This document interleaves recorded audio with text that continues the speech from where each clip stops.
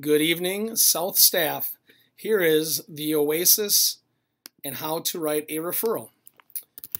If you log on using your district username and password, we used to have to go through the RTI CEIS tracking to get into the referrals, but now there's a button that hyperlinks you into entering a student behavioral incident. So you can use that link and enter a student, or you can enter the RTI teacher menu and you'll see two columns. Under the general behavior section, here once again is enter behavior incidents. So I actually have to pick a student, and you can type in 3-4 letters of his name if you don't know the entire spelling and hit search.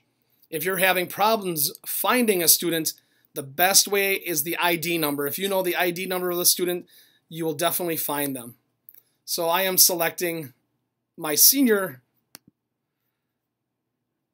that I had contact with, and we won't care about his name.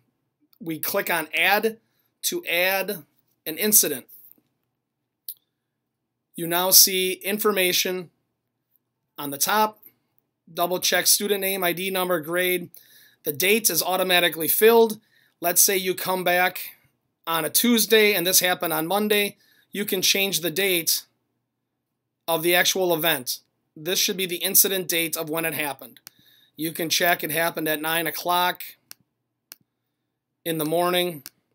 It happened at school. It's auto-filled. And you notice this happen in, let's just say the hallway. You can just kind of make sure your name is right here, person reporting the incident. Motivation, you'll definitely need to pick one of these. Let's just say he wanted to avoid task activity. He was walking around the halls. For in-class minor, you can document minor incidents, and you will see if you choose minor, all the administrative actions for detentions are gone. You can document yourself for students that you are kind of behaviorally monitoring in your class, and they will document and save an Oasys for minor incidents. Your administrator will not see minor incidents unless you send it to them, but we will typically not do anything with minor referrals, only the major referrals, that this was a major incident. So you clicked major or left it on major, and now the type of incident is a drop-down box that has a number of issues, and you can take physical aggression. Let's just say our student was swearing and punching lockers.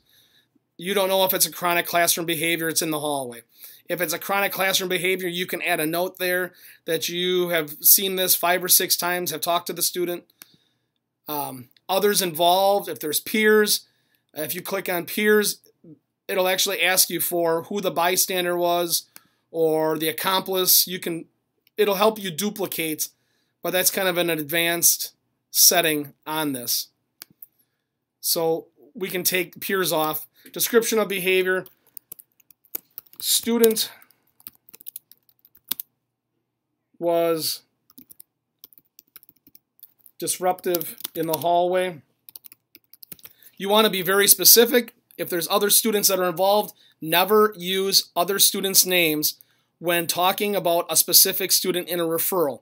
If there's a group of students, you can reference them as the other female student, the other male student, or student A, student B, or initials, in this case, student BB. So the student was disruptive in the hallway, did not listen to staff, and very disrespectful.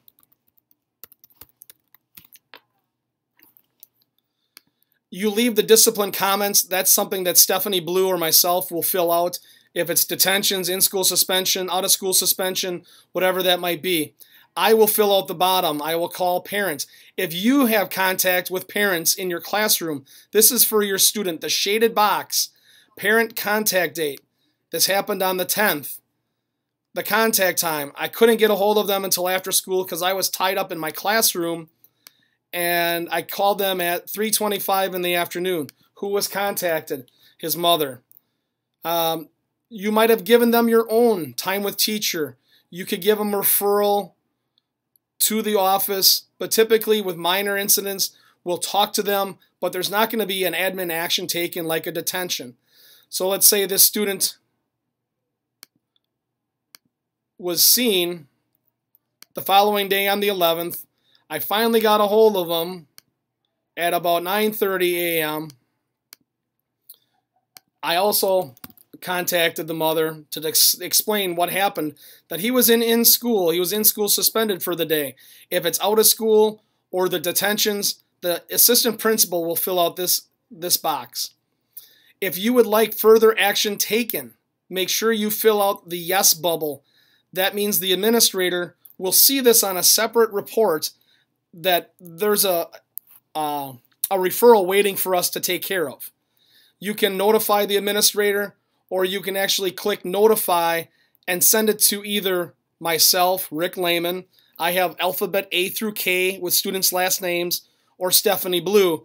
I would actually have to save it and then notify the assistant principal. So when you are done filling in all of the required sections, click save. You might have a pop-up window in red writing that if you forgot to save something, if you forgot to fill in something, it will jump you back to where that area is. Anything with an asterisk is a major cell that needs to be filled in. So that is about it. That is writing a referral on Oasys. Remember, after you're finished, further action required. If you have this as no, or if you have it blank, I don't see it on my general report. If you don't notify me, or if you don't notify Stephanie Blue, I do not get an email that you wrote a referral. It automatically generates an email message, and it automatically goes into a file that Stephanie and I will look at every day on behavioral referrals that we need to address. Everything you must save, and then notify your assistant principal, and remember to click further action required. I do not want to save this because this was a demo. Oop, I will check. I'll take care of that. Thank you very much. Have a great night. Any questions, see myself or Stephanie Blue or even Tim Joint. They will be able to help you. Thank you and enjoy.